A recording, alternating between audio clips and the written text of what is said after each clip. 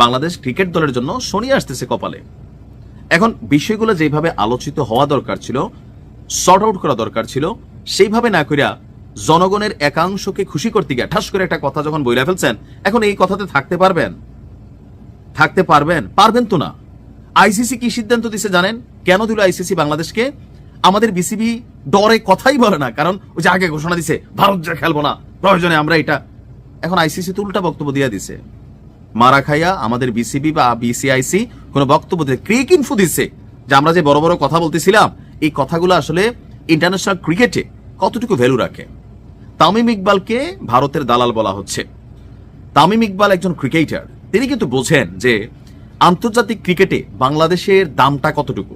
কয়েকজন খেলোয়াড়ের দাম আছে, বাংলাদেশ রাষ্ট্রকে আসলে কিভাবে দেখে।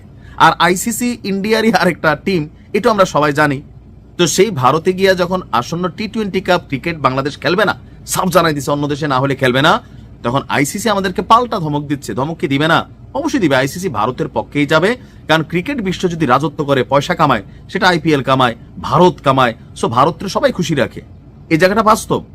আমরা যে কোনো সিদ্ধান্ত নেওয়ার আগে, যে কোনো বক্তব্য দেওয়ার আগে একটু ভাইবা চিন্তা দেওয়া ছিল, কারণ কথা তো বইলা ফেলছে।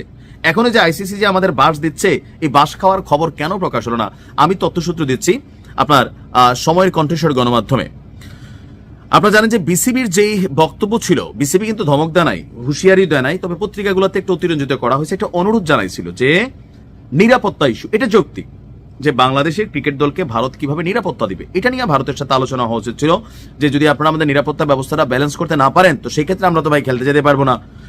আমাদের খেলোয়াড়দের জীবনের দাম আছে, যেহেতু দুই দেশের মধ্যে একটা অস্থির পরিস্থিতি আছে। কিন্তু তা না বইলা সরাসরি মুস্তাফিজ ইস্যুতে যখন বাংলাদেশের শক্ত একটা অবস্থান হয়ে গেল, এবার আসেন আইসিসি কি সিদ্ধান্ত দিচ্ছে। আইসিসির সাথে গেল মঙ্গলবার একটা বৈঠক হয়েছে বিসিবির, কিন্তু সবাই কি ফলাফল হয়েছে এ নিয়ে আইসিসি বা বিসিবি এখনো আনুষ্ঠানিক বিবৃতি দেয় নাই। তবে সভা নিয়ে চাঞ্চল্যকর তথ্য প্রকাশ করে বসছে ক্রিক ইনফো। যদি তাদের তথ্য সঠিক হয় তাহলে আমরা মারা খাইয়া চুপ আছি। তো মারাটা কি খাইছি? ক্রিক ইনফোর প্রতিবেদন বলছে বিসিবির সঙ্গে একটা ভার্চুয়াল সভায় আইসিসি সাফ জানিয়ে দিয়েছে বাংলাদেশকে বিশ্বকাপ খেলতে ভারতেই যেতে হবে, আর না গেলে যাও তোমরা খেলো না, দরকার নাই, তোমাদের অনুরোধ আমরা রাখলাম না।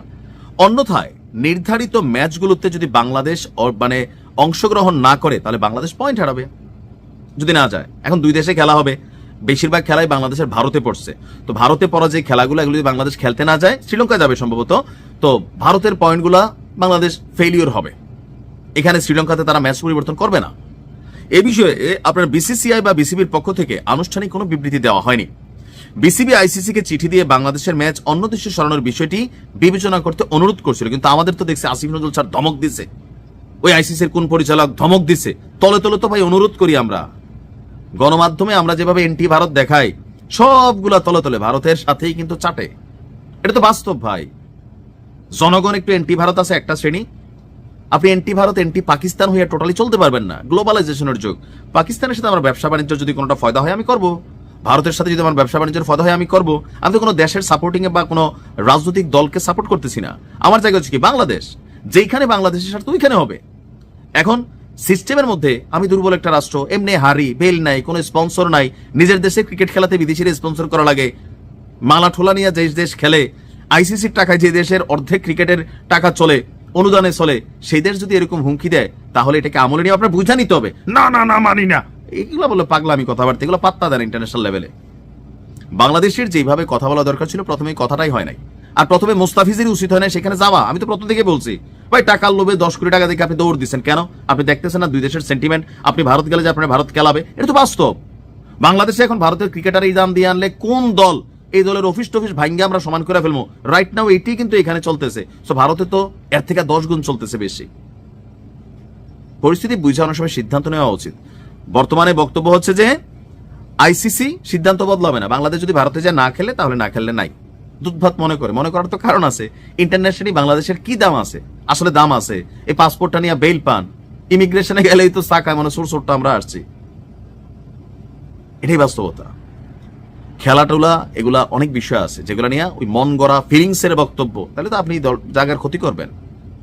এখন বাংলাদেশ যদি আন্তর্জাতিক বিশ্বকাপ না খেলে, আমি তো এমনিও বলি বাংলাদেশ ক্রিকেট টিম রাহারই দরকার নাই। এ ভাই খামাখা রাষ্ট্রের টাকা খরচ হয় এদের পিছনে, এরা ভালো আছে, এরা টাকার জন্য এরা সব দেশে যাইব। এখানে যে দেশপ্রেম টেশপ্রেম এদের কিছুই নাই, মুস্তাফিজ যার একটারও নাই।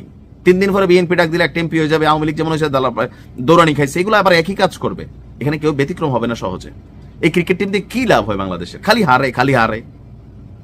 মানে এখানে জাতি হিসাবে একটা অর্জনের দিন কই? সবসময় গেলে মারা খাইয়া আসি। 10টা খেলা খেললে মনে করলেন 9টার মধ্যে হারি।